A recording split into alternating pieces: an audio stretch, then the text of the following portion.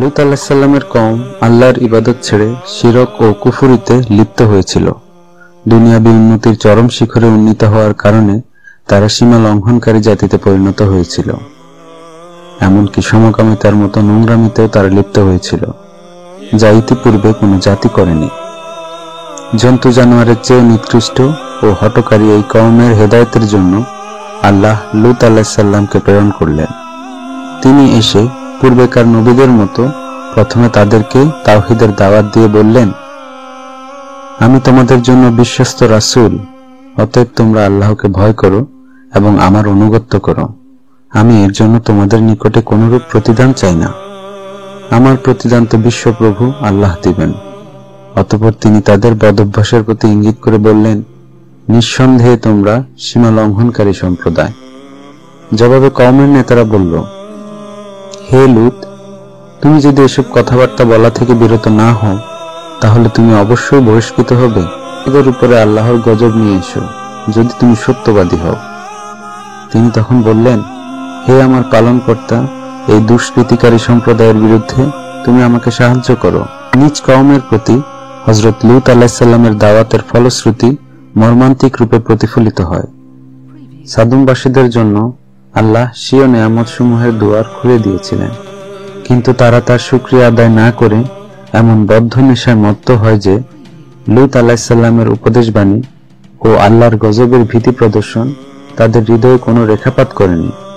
উল্টা তারা নবীকেই শহর থেকে বের করে দেবার হুমকি দেয় এবং বলে যে তোমার প্রতিশ্রুত আযাব নিয়ে এসে দেখাও যদি তুমি সত্যবাদী হও। তখন লূত আলাইহিস সালাম মন খারাপ করে আল্লাহর সাহায্য কামনা করেন, ফলে যথারীতি গজব নেমে এলো। আল্লাহর হুকুমে কয়েকজন ফেরেশতা মানুষের রূপ ধারণ করে সাদুম নগরীতে লূত আলাইহিস সালামের গৃহে উপস্থিত হলেন।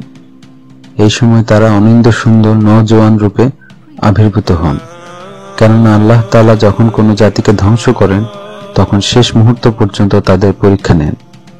সাদুম জাতি তাদের এই চূড়ান্ত পরীক্ষায় ব্যর্থকাম হলো। তারা যখন জানতে পারল যে লূতের বাড়িতে অতীব সুদর্শন কয়েকজন নওজোয়ান এসেছে, তখন তারা খুশিতে আত্মহারা হয়ে সেই দিকে ছুটে এলো।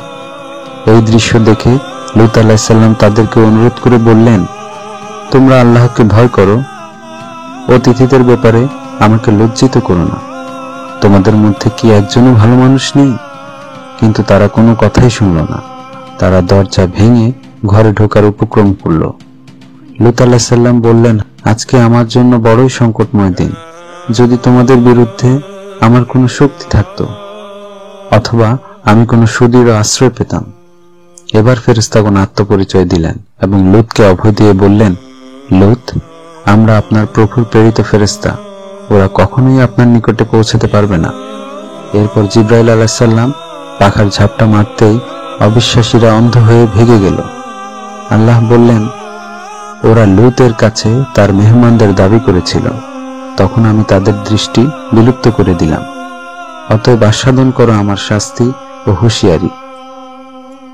অতঃপর ফেরেশতাগণ হযরত লূত আলাইহিস সালামকে স্বীয় পরিবারবর্গ সহ কিছু রাত থাকতেই এলাকা ত্যাগ করতে বললেন এবং বলে দিলেন যেন কেউ পেছনে ফিরে না দেখে, তবে আপনার বৃদ্ধ স্ত্রী ব্যতীত। অতঃপর আল্লাহর হুকুমে সকালবেলায় গজব কার্যকর হলো।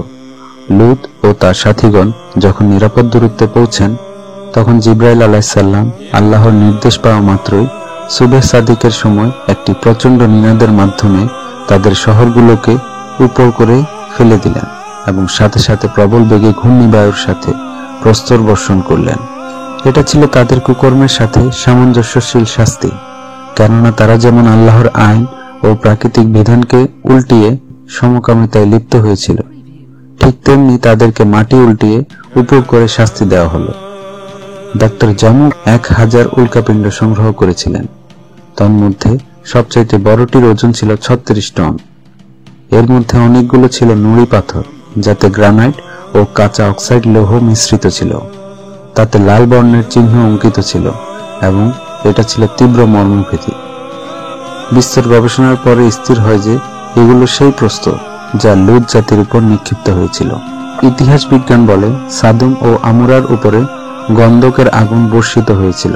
কওমে লূতের বর্ণিত ধ্বংসস্থলটি বর্তমান মৃত সাগর বা লুৎ সাগর নামে খ্যাত, যা ফিলিস্তিন ও জর্দানের মধ্যবর্তী অঞ্চলে বিশাল এলাকা জুড়ে নদীর রূপ ধারণ করে আছে, যেটি সমুদ্রপৃষ্ঠ থেকে বেশ নিচু।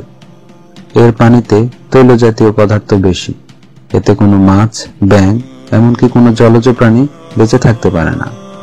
এই কারণেই একে মৃত সাগর বা মরুসাগর বলা হয়েছে। আল্লাহ বলেন, নিশ্চয়ই এতে নিদর্শন রয়েছে চিন্তাশীলদের জন্য এবং বিশ্বাসীদের জন্য। জ্ঞানী সম্প্রদায়ের জন্য আমরা অত্র ঘটনার মধ্যে স্পষ্ট নিদর্শন রেখে দিয়েছি। জনপদ উল্টানো ও প্রস্তর বর্ষণে নিশ্চিহ্ন এই ধ্বংসস্থলটি বর্তমান কালের জালেমদের থেকে খুব বেশি দূরে নয়। রাসূলুল্লাহ সাল্লাল্লাহু আলাইহি সাল্লাম ইরশাদ করেন, যখন আমার উম্মত 5টি বিষয়কে হালাল করে নেবে, তখন তাদের উপর ধ্বংস নেমে আসবে। 1. যখন পরস্পর অভিসম্পাত ব্যাপক হবে। 2. যখন তারা মদ্যপান করবে। 3. রেশমের কাপড় পরিধান করবে। 4. গায়িকা নর্তকী গ্রহণ করবে। 5. পুরুষে পুরুষে এবং নারীতে নারীতে সমকামিতা করবে। লূত আলাইহিস সালাম সম্পর্কে পবিত্র কুরআনে 15টি সূরায় 87টি আয়াতে বর্ণিত হয়েছে।